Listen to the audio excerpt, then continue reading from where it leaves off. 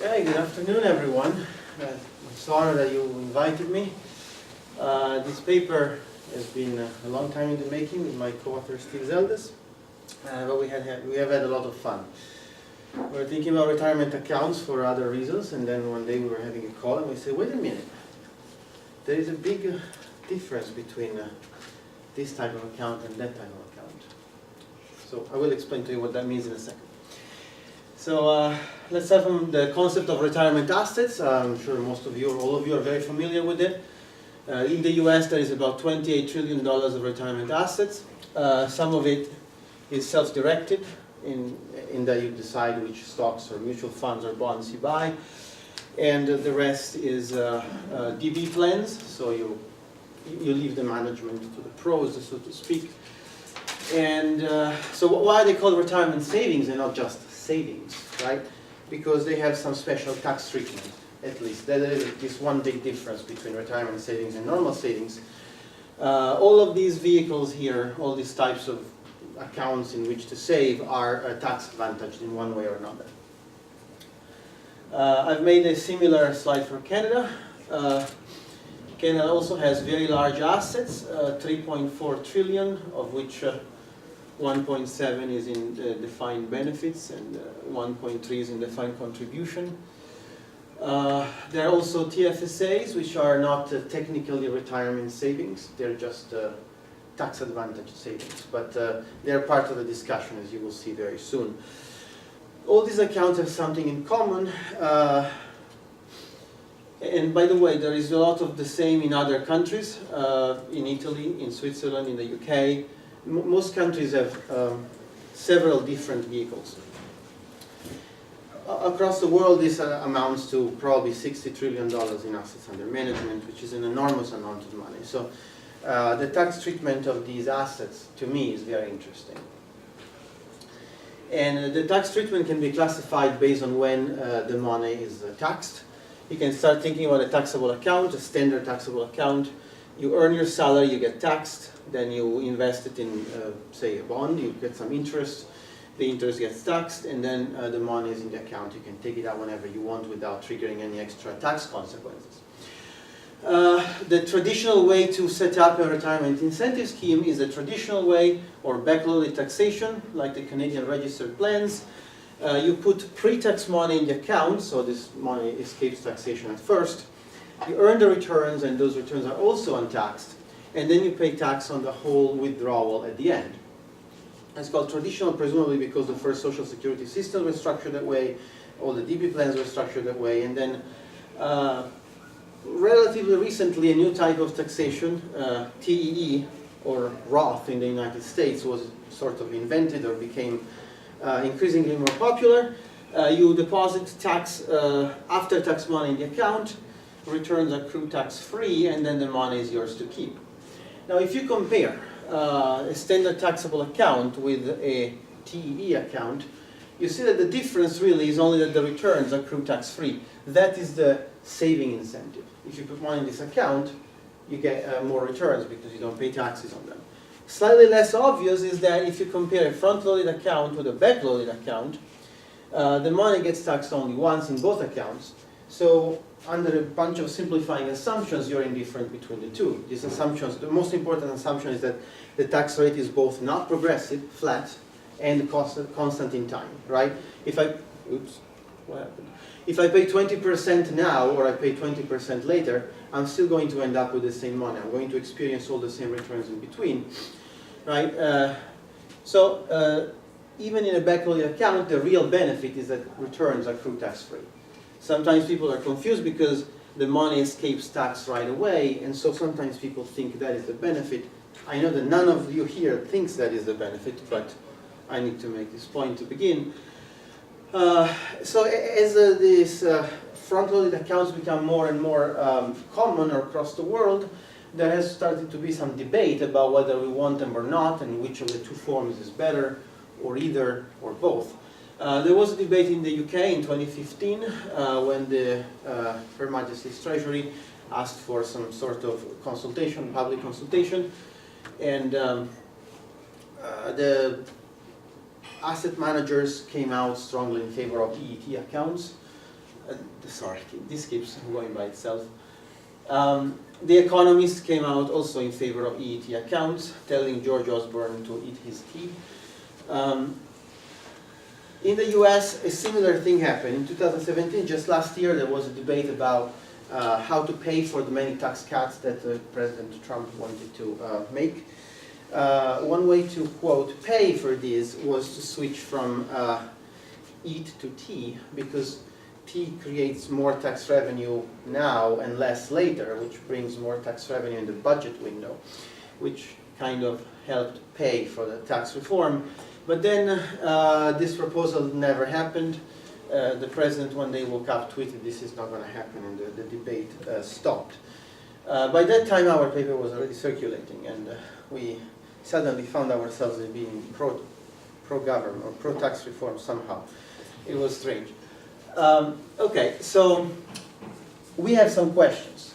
Which account type delivers an incentive to save for retirement at the lower cost to the government?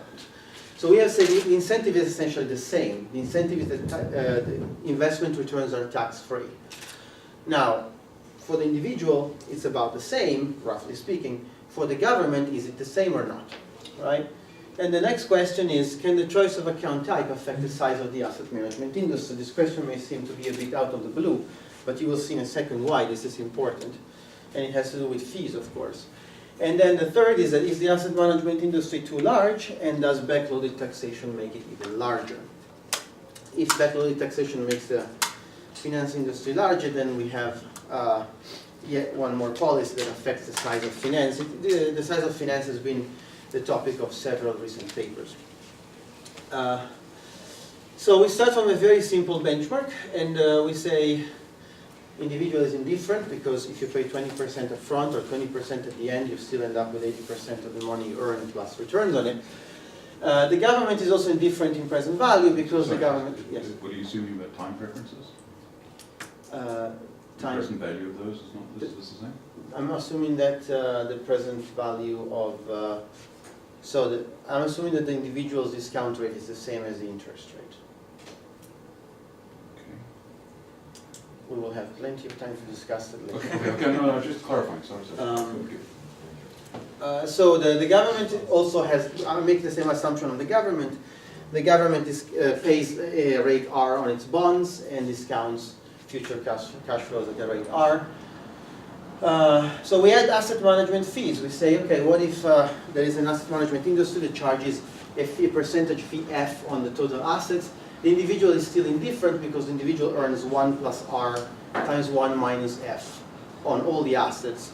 The government, however, prefers Roth, because the government still pays an interest rate R on the bonds, but earns 1 plus R, 1 minus F in a traditional account. And so the present value of tax revenue is lower. And so the practical effects, we just went to the data and we saw how much money in the US tax-deferred traditional accounts implicitly belong to the government, is earmarked to pay future taxes. And we found out that it's about $3 trillion. And if we also estimated fees to be about 66 basis points, so the government pays, roughly speaking, a yearly flow of $60 billion a year in implicit fees, which is a subsidy to asset managers. So then we said, well, but what if you switch everybody to Roth? There are fewer assets. We lose some economies of scale, so percentage fees have to go up, right? Maybe dollar fees are going to stay constant in general equilibrium, and percentage fees will adjust, right? And so if you shrink the total asset base on which fees are charged, you're actually not going to save anything. So we created this model in which we allow for asset managers to set fees competitively. There are economies of scale, so more assets do not result in higher costs. And the asset management industry turns out to be likely too large, and the subsidy makes it larger, okay? And in this model, no matter what you're saying about the initial size of the asset management industry, when you switch from Roth to traditional, so from front-loaded to back-loaded, you have bigger assets. This is now welfare improving. Okay, so let's start from the supply-side model. We have a very simple partial equilibrium model in which we show the basic indifference result, and then we add fees. Suppose there is an individual with $100 in pre-tax income who is choosing between a Roth and a traditional account. Remember, Roth is TEE, you get tax up front. So we ignore any behavioral effects, we ignore contribution limits, because in the US, for instance, you can contribute $6,000 a year to either account, but $6,000 of after-tax money is a lot more money than $6,000 of pre-tax money, right? So that alone makes individuals not indifferent. We're abstracting from all these little details. Ignore that. Government bonds earn a 150% return over 30 years, and there's a flat constant tax rate of 30%. Start from case one, no investment fees. This is not really our work. This is a sort of a folk theorem. In a Roth account, the government gets $30, pays down $30 worth of bonds, implicitly earn 150% return over 30 years. The future value is 75. The individual gets 70, earn the same return, ends up with 175. Now, in a traditional account, the individual keeps all the money for now, 100, earns a 150% return, ends up at 250. Then gives 30% to the government when he or she retires, and is left with 175. So as you can see, both the individual and the government in future value are indifferent. And you can understand this. This is the same as I had before on the right, now it's on the left. You can decompose a traditional account into two accounts, an implicit government account and an individual Roth-like account. It's as if when you have an a registered account or a 401k in the United States, the government owns 20 or 30% of your account and you own the rest, right? The money is earmarked to pay for future taxes. Sorry, this keeps skipping by itself. So now in the second case, we assume fees of 20%, which is about our estimate of 66 basis points per year for 30 years, okay? So we assume that fees are a fixed percentage of assets under management. As you change the size of assets, percentage fees stay constant. And the asset management industry will just supply services on whatever the AUM is for the same price. In a Roth account, the government pays down $30 of bonds and implicitly earns a return of R because it's not paying interest on the bonds. So the government ends up with 75. The individual, however, earns 175 as before, but along the way has to pay 20% in fees. So $35 go to asset managers for perfectly legitimate reasons, and the individual is left with 140. There might be a cost of investing, which could be record keeping or trading costs. We're going to get into that later. In a traditional account, however, the individual leaves $100 in the account, ends up with $250. 20% of that goes into fees, $50. The government has 60. So the government has 15 less than before, and the asset managers have 15 more than before. You can think of it as the same decomposition as before. If you think the government actually has an account of $30, this account pays 20% fees. On 75, 20% of 75 is a missing 50, right? So the difference is really the fees on the $75 or 30, however you count. Okay, so this is the basic math. It's pretty simple once I told you, but it took us several years of phone conversations to even stumble into this idea, so it wasn't obvious to us ex ante. Then we got swept into this debate that happened in the US after we had written this paper. Somebody said we proved the commutative property of multiplication, and also there was a lot of blowback because people seem to like traditional. We do not say that specific individuals should be indifferent between Roth and traditional. We have never said that. If someone quoted us as saying that, it was wrong. We say compared to Roth, traditional provides the same incentive, free return, tax-free returns, but it costs more for the government. And we're pretty confident that this statement can be sustained and defended. So we say, how big is this? This is worth writing a paper about. So we went and actually made the first comprehensive estimate of asset-weighted fees. Okay? A lot of the papers in the literature will tell you, active funds typically have a negative alpha, etc. All these estimates are, or almost all these estimates are equal weighted. It's a regression at fund level. So if you assign your money to a random fund, you're probably going to get a negative alpha, but the average dollar does not get a negative alpha, right? So similarly for fees. Sorry. So we got this actually asset weighted average fees from a couple of industry reports that we interpreted and averaged out. Sorry. DC plans, employer-based individual plans pay about 50 basis points between mutual funds fees, so asset level fees and account costs. IRAs, well, we estimated that mutual funds in IRAs in individual accounts, not employer-based accounts, are more expensive than mutual funds in DC plans. The typical dollar in a mutual fund in an IRA pays 56 basis points of fees.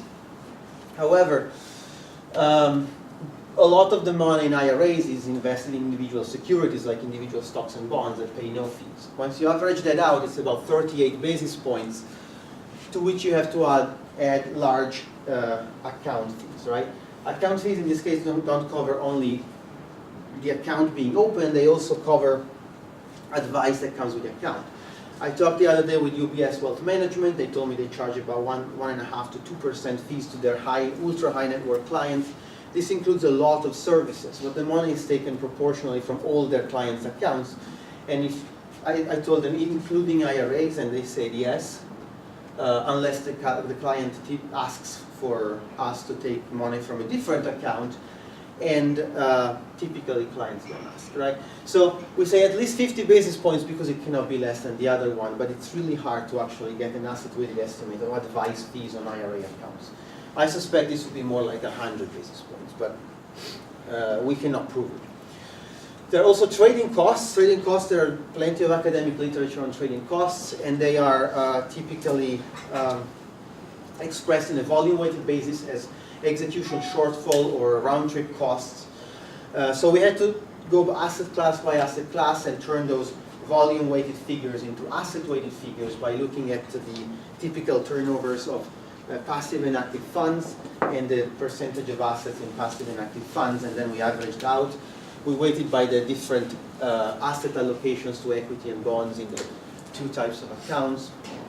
We assume money market funds don't have any trading costs, which is probably close to true.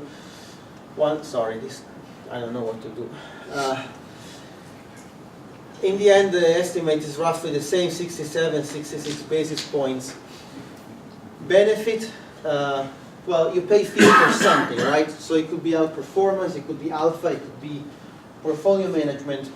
Our first order guess is that the government doesn't get almost any benefit or any benefit from paying these fees because, for instance, let's say you're willing to pay 70 basis points to be in Fidelity's 2040 target retirement fund and you want to be in the 2050 fund, right? The government owns a piece of all the target date funds, and so the benefits of the different assets allocations cancel out for the government.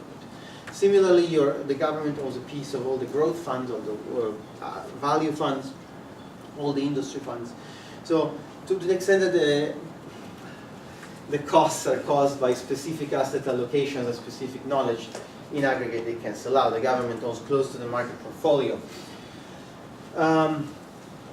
The government also might get some alpha, but as we know, the alpha of the average fund is close to zero. Again, it's roughly speaking the market portfolio. If anything, the government is slightly tilted toward high beta stocks, which, as many of you know, earn slightly lower returns per unit of risk based on the empirical evidence, but let's not go there. The benefit is probably close to zero. So you could think of the government obtaining the same asset allocation in a passively managed sovereign wealth fund and paying, I don't know, 2-3 basis points of management cost to obtain, approximately speaking, the same allocation. So the government has a cost of 66 basis points on this implicit $3 trillion account. You make some assumption on tax rates. We know the amount, this 15.4 trillion is the part of the 28 trillion that I showed you in the beginning that is actually self-directed.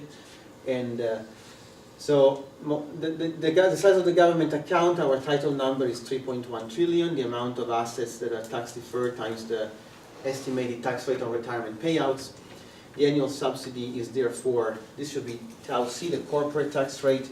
We assume that a fraction tau C of this extra revenue gets recovered from by the government by taxing asset managers. So net of that, $16 billion a year. That's the budget of NASA. So we think it's very important.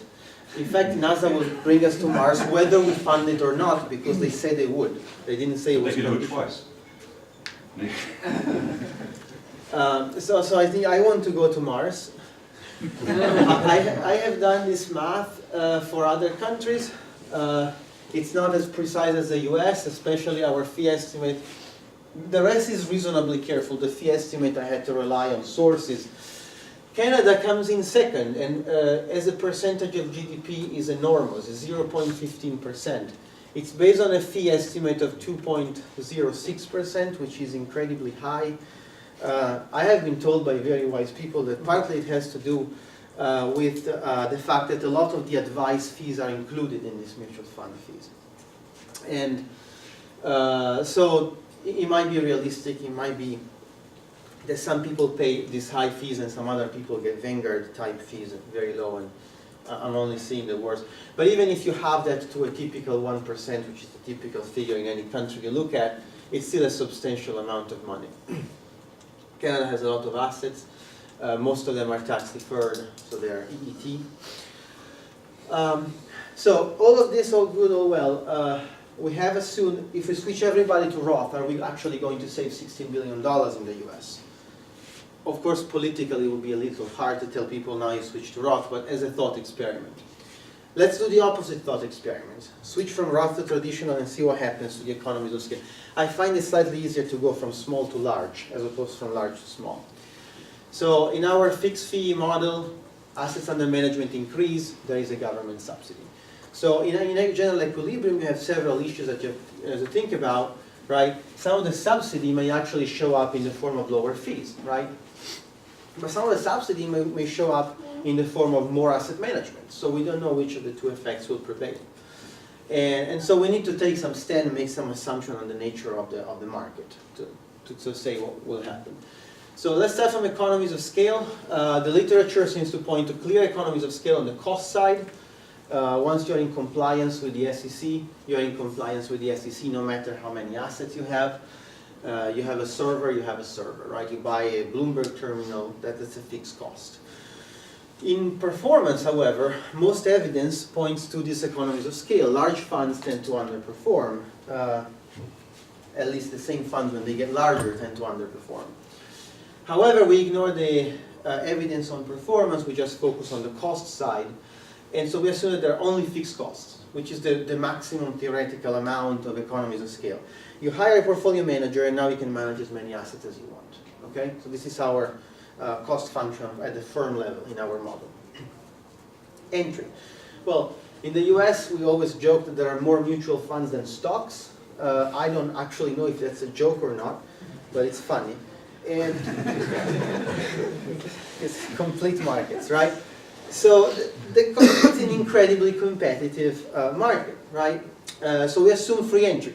But when you have only fixed costs and you have free entry, if there are any IO people here, please don't tell anybody what happens because it's scary. I don't want to open the Pandora's box. Okay? It's a very strange equilibrium that doesn't make any sense. So you need to have some sort of stuff that makes the market stay in equilibrium, such as a downward sloping demand function, right? If I raise my price, my demand, the demand for my services goes down, but it doesn't go to zero immediately, as in perfect competition, right? We cannot have price-only competition between mutual funds. Otherwise, you cannot have both free entry and fixed costs. So we assume something else. And we look, the evidence actually says that this market is a basket case. It's full of dominated products. Like there are 92 different share classes of S&P 500 index funds in the United States with an interquartile range of fees of 102 basis points. This is the same product with an incredibly large dispersion in price. Okay, we have securities that structure equity products that have a implicit Black-Scholes fees of 8%, and they're sold with a 4% sales load at the front. Okay, and there are closed index funds that say they're active, charge active fund fees, but they're passive. Okay, all this stuff keeps existing. It existed in 2004 when or tax when Syverson wrote this paper about S&P 500 fund duplication, and it existed. We redid their analysis in 2016. There is still all those S&P 500 funds. They have changed, but they're still around, the same number and the same interquartile range. So instead, we say let's not work with a search model where clearly the planner would want to have one fund. That's boring. Let's assume that there's product differentiation and some of these funds are actually useful. Okay, let's say that I have more assets, I can introduce a new product which is now viable because I can cover my fixed costs. This product could be a short 2x S&P 500 index fund or a Malaysia fund, right? Something that wasn't available before and now some consumer is really happy about it.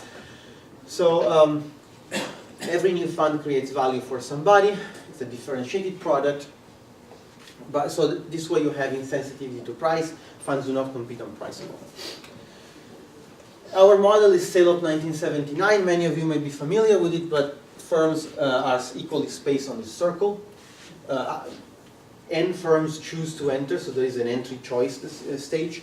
But once they choose, they are automatically distributed on the circle at equal distances from one another.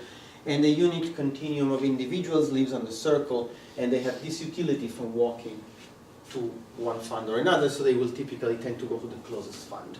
In a symmetric equilibrium where everyone is charging the same fees, individuals will actually go to the closest fund, right? Except that a SALOP model, and as far as I know, every model using SALOP is a one-period model. We introduce an intertemporal choice, so we can say something more interesting about saving. Again, funds need a fixed amount of labor, and they set fees competitively in equilibrium. Here, very important, that the government meets a binding budget constraint, right? Using either EET or TE taxation. They tax savings at time 0 or at time 1, which is retirement. Because the budget constraint is binding, we cannot work anymore by saying, oh, the government PV revenue is lower. The government PV revenue is G in my model. Exogenous is set. So the government will have to change the tax rate at time 1 to make ends meet. And we compare a Roth-only world with a traditional-only world. So we get the same results as in the fixed supply model, same current consumption, same percent fees. Well, this is the magic of the log utility. Fees are actually a constant number, a function of the model parameters. They do not depend on n, the number of funds. They do not depend on assets. However, if you have another utility function which is not as nice as logs, you will get that fees actually depend on the number of funds, but they may depend increasing or decreasing, depending on the specific type of utility function. So the first order idea is that fees here are charged not based on my marginal costs, which are 0, right? I increase my assets, I still have only fixed costs.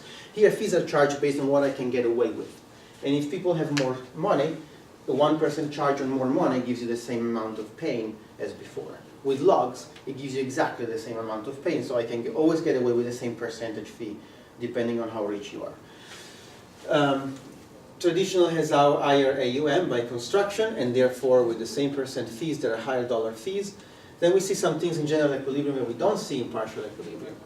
Traditional ends up with a higher number of firms, so all the extra fees are not used to give discount to customers, they're used to build new funds, to proliferate new products. Sorry. So traditional has lower retirement consumption because with log utility, consumption at time 0 remains constant no matter what fees are, just by log utility. And so the only difference is the time 1 consumption, and time 1 consumption changes because the government has to close the budget. So, so in the end, traditional accounts actually will yield lower consumption in retirement based on this one factor that we are highlighting. There may be many other reasons to choose traditional accounts, of course. And so we find that traditional reduces social welfare in the model. So either Roth starts with too many firms because of the SALOP competition effect, right?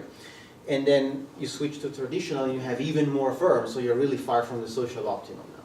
Or if traditional, if Roth starts with too few firms, it's because people are under-saving, right? And so now people are under-saving, they're under-consuming in retirement, But now you introduce traditional accounts and you create more funds at the expense of retirement consumption, right? So even if you bring the number of funds closer to the optimum, you do that at the expense of something else, retirement consumption, which was already far from the optimum, now it's even further away. Theorem, no matter what happens, a switch from Roth to traditional in our model is welfare destroying.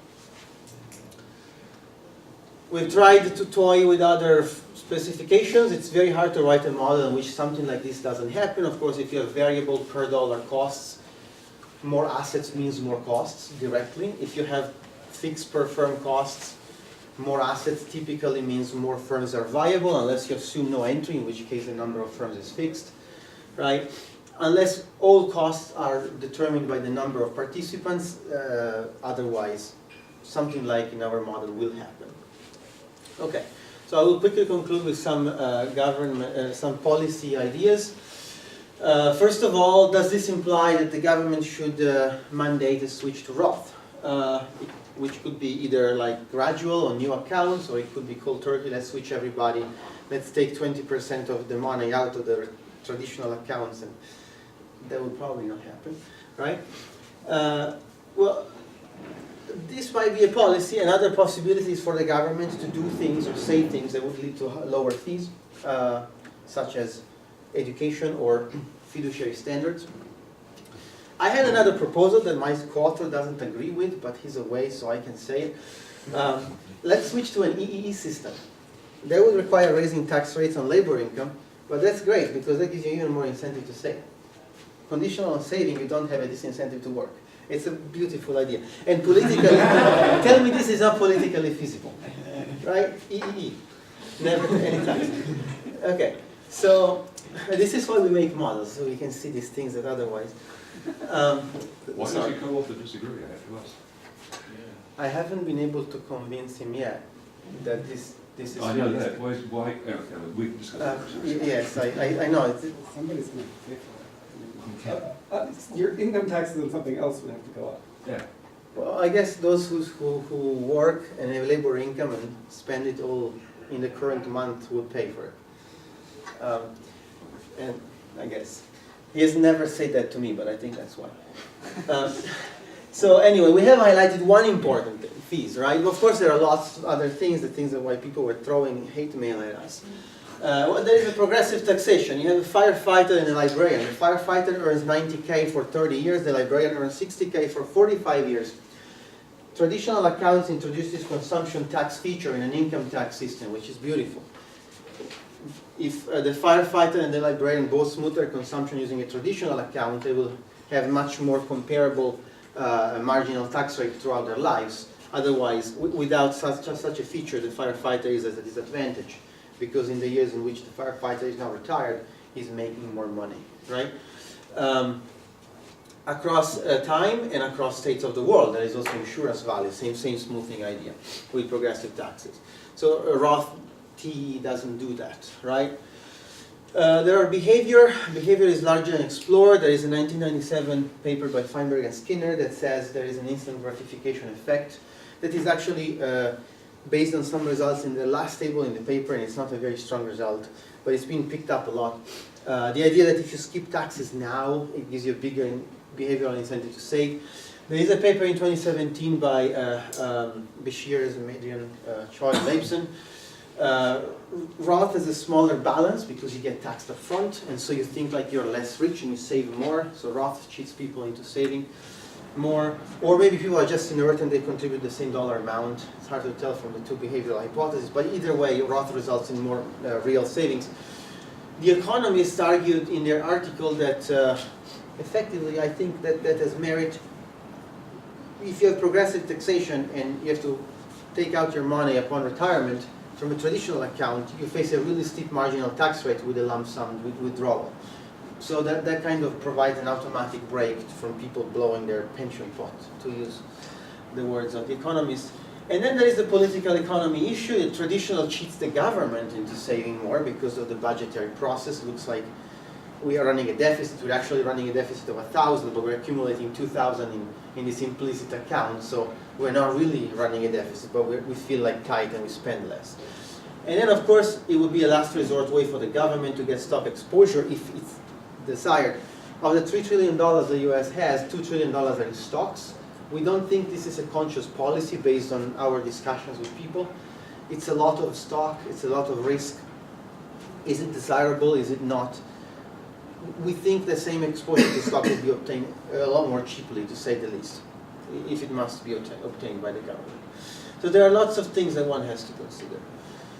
I have finished the time, so the conclusion just repeats what I said, and in the spirit of Cochrane I will not conclude. I don't know if you have read this paper by Cochrane about how to write papers. Thank you very much for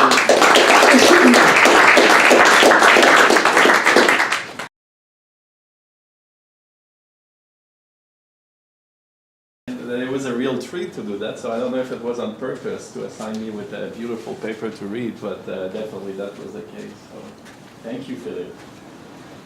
Okay, so here's how I'll break down things. Very short summary.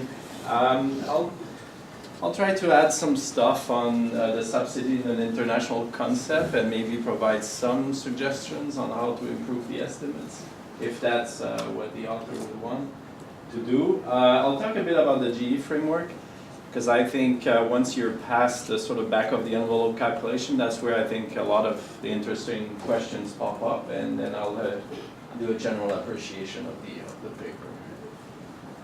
So the paper identifies an implicit subsidy to the financial industry from the use of backloaded compared to front-loaded tax-deferred saving vehicles.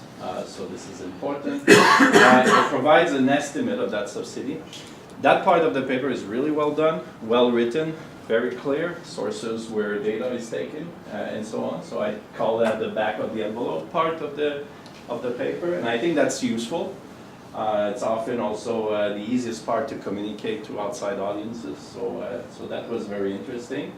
But of course we want to go beyond that, in part because the supply might be elastic to what's happening, and we want the fees to be determined in a GE framework.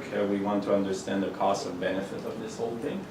And so it provides a GE framework for thinking of what affects the subsidy.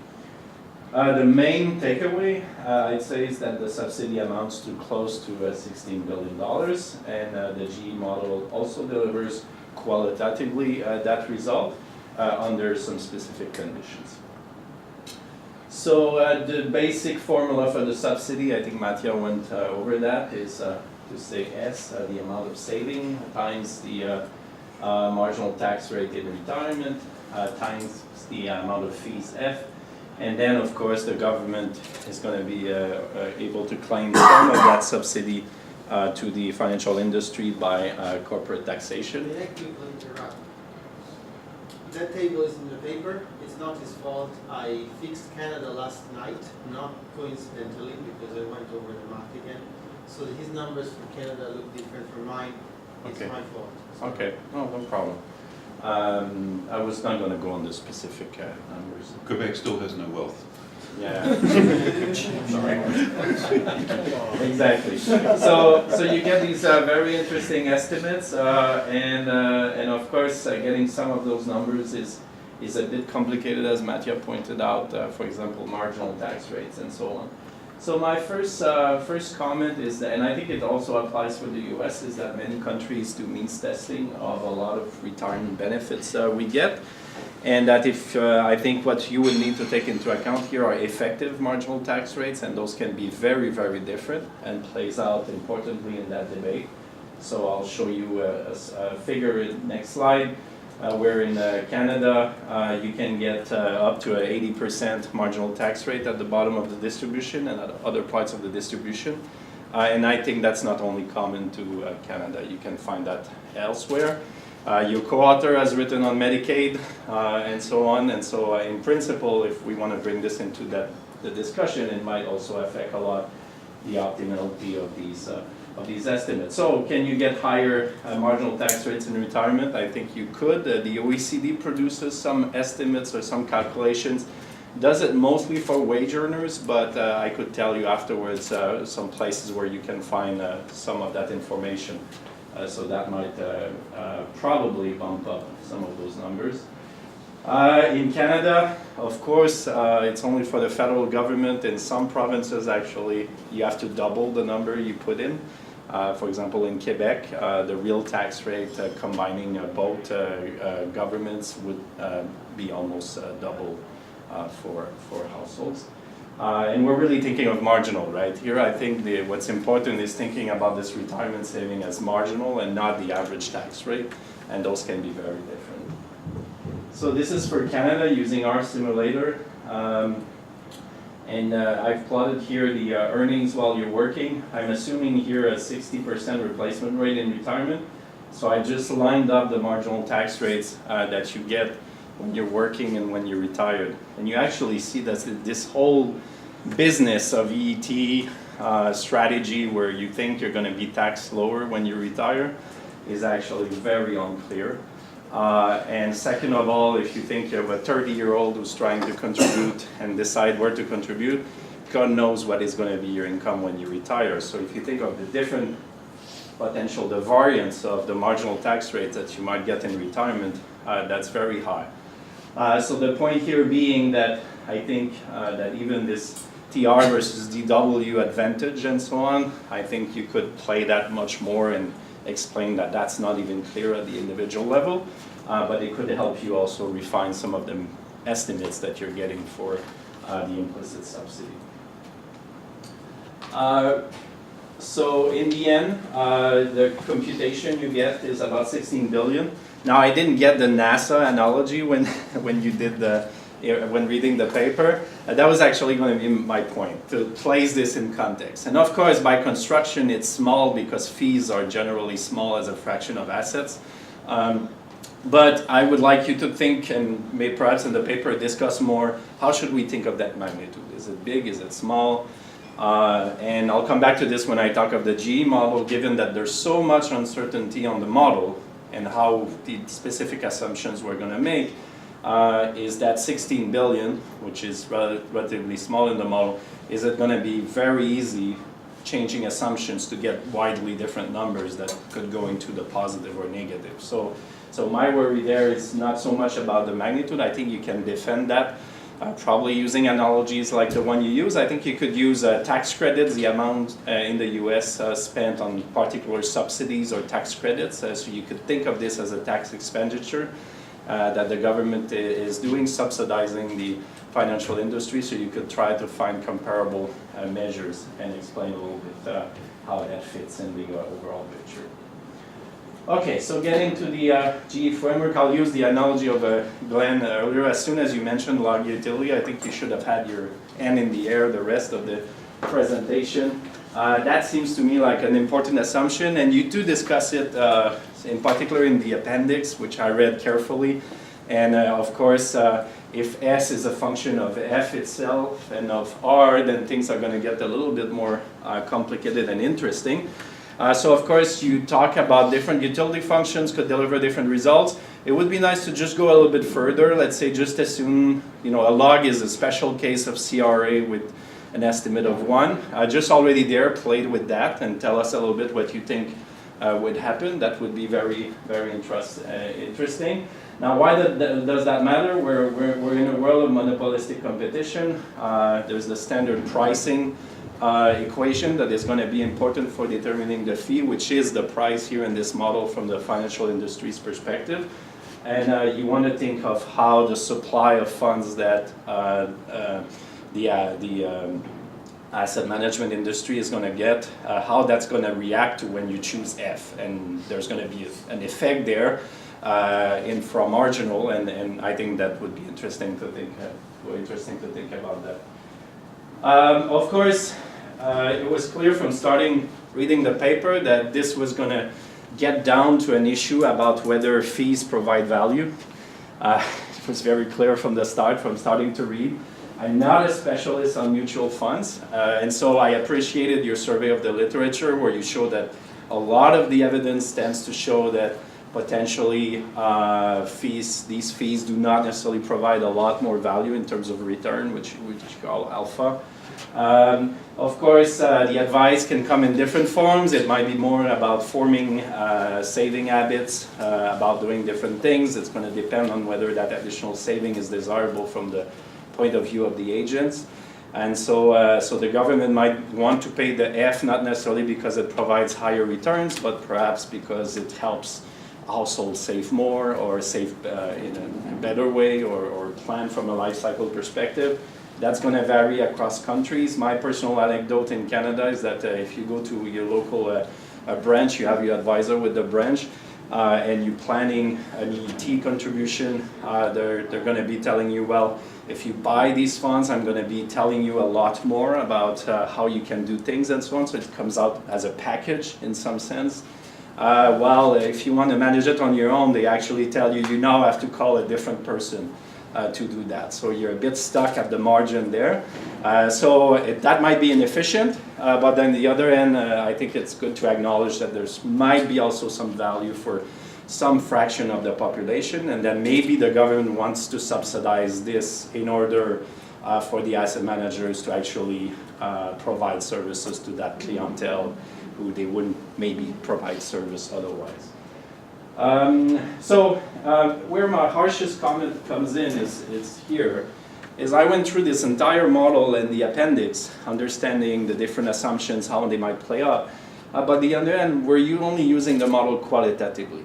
In a particular case, showing in some sense that the main result would hold in that model.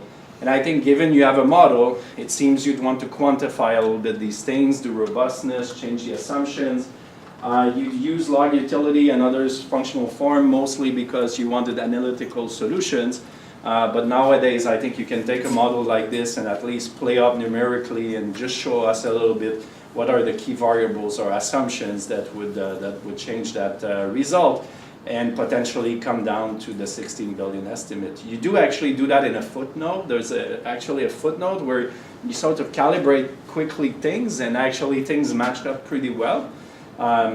So you know, that might be a comment you might get, that you went through the trouble of building this entire model, yet you sort of leave it unused at the end, simply looking at one particular case and showing that the result holds.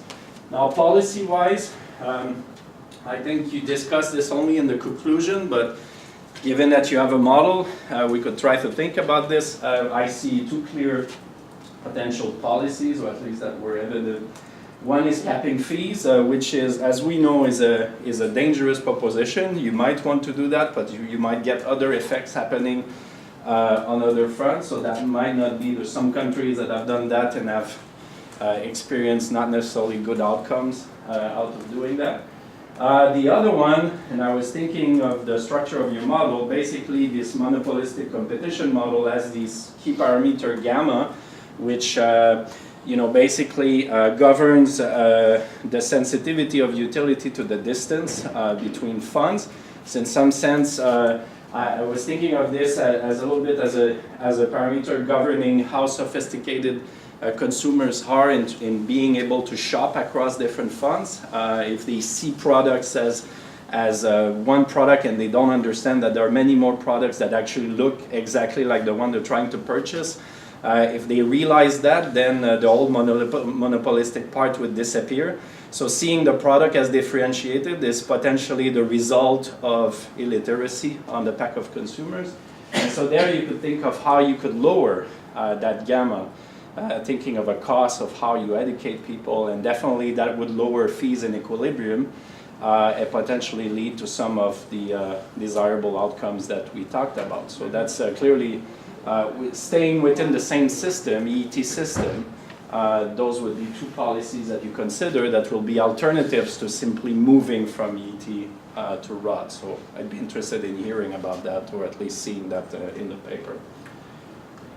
So general appreciation, welcome work, I think, on the optimality of tax-favored saving programs. I think from a social perspective, that's very interesting, and you're adding this dimension of the financial industry being present in the model. And it's, I think, a very original contribution on the incidence of that choice. The quantification with fixed supply is well done, clearly documented. You can do better to improve the measurement and to explain why this is an important number or a big number. And I think where potentially most of the work needs to happen is on the GE front, providing us with a quantification, looking at different policies that could be put in place. So I'll stop here, but very interesting paper.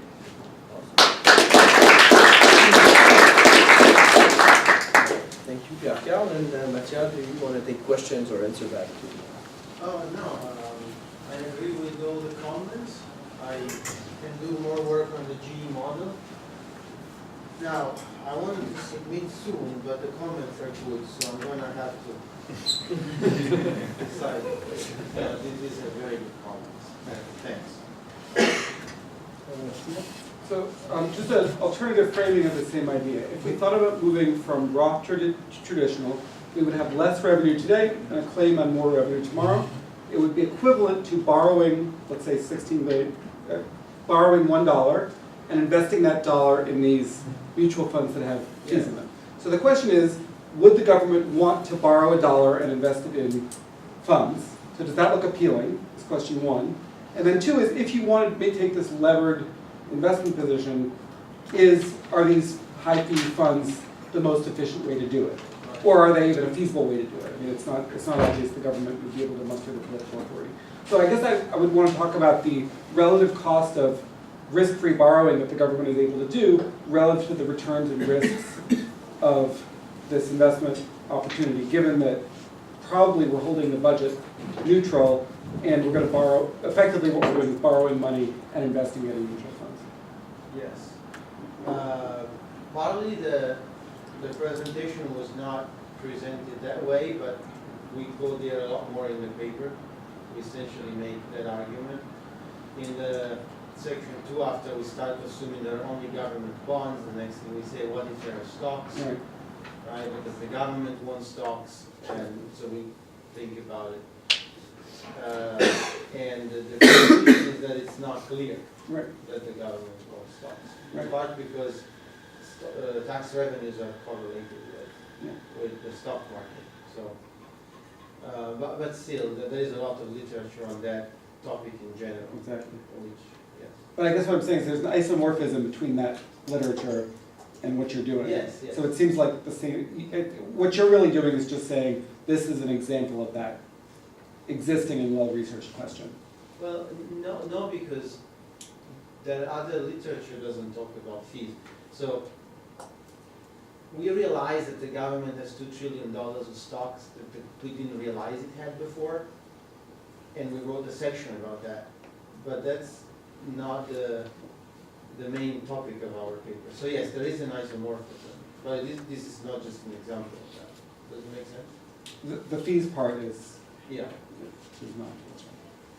Any thoughts on, you know, you can convert an IRA to a Roth. The Roth conversions in the U.S., it's a big business where people pay the tax and they convert. Any thoughts on why the government doesn't do more to encourage that? Like that's something that's unique to the U.S. In Canada, we can't convert an RRSP to a TFSA by paying some tax. In the U.S., these are known as Roth conversions. It's a big business. When the market fell, a lot of people were doing that. Any thoughts on why the government doesn't do more? Because it sounds like they would benefit. Do you have data on that? How many people convert, the magnitude of that? Well, I mean, conversion is already essentially free, and yes, there are lots of conversions. But so there is no fee, and the only thing you could do would be to subsidize the conversions. And if you propose a policy where we say, let's subsidize some conversions so we get more revenue today, that would sound to me like a banana republic move. And so, I mean, I think many people would strongly protest that this is giving money to people so as to be able to achieve poor fiscal policy. And that doesn't seem. But then they don't have to pay the fees you mentioned, right? If they convert, then it's on their dime. Yes. But that's the same reason why we were not able to introduce this, to switch new accounts to Roth, it was proposed in the talks for the tax reform, but it didn't happen because there was sort of an uproar.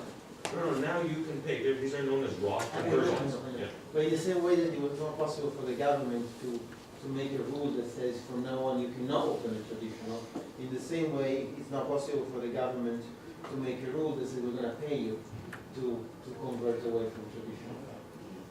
No, you pay tax now, just a little bit less, right? I mean, that's the whole problem. When you do a Roth conversion, you have to pay your tax up front, and it's painful. Yeah. But you're saying that the government should encourage that, so maybe just give it a bit of a discount on how much tax you have to pay. It's a tax credit. Yeah. Conversion. Yeah. Okay. Well, I guess they can. I still don't like. What I'm saying is if the government really would be annoyed about the 3 trillion fees that they're paying on, they would do more to encourage these conversions, which are already illegal. That's all I I'm guess I saying. can, yeah. At their permit. And that's exactly what's been going on. Right? This is a big business. When should I do my Roth conversion?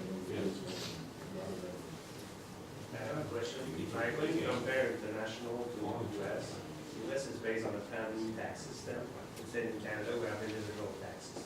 So here you can manage to optimize your taxation with your spouse, let's say, by contributing to her RSP. Then she's got to remove the income from her RSP. And if she's not working and you're working as like professor and you have a big rate, then you pay a lot more income tax than she does. So you can't do that in the US. So your comparison between the two is like, for me, from the tax standpoint, it's kind of biased because in the US you can't do that because you have the family income tax. So whoever retired the money is going to pay the same amount. That is largely true, although some top earning households find they can still opt and they find it valuable to file separately. But that said, so the only thing I have to say is that when I made this international table, I estimated marginal tax rates using individual schedules for every other country. For the US, by the way, speaking about the marginal tax rate in retirement, it turns out that most of the dollars in tax-deferred accounts are owned by the rich. Surprise. So we used the survey of consumer finances to estimate. We came out with 26% based on current tax schedules. And so we didn't do Medicaid and those other things, but actually they wouldn't apply to, I would say, 99% of the dollars coming out of tax-deferred accounts. So it might be a little simpler to estimate than it seems.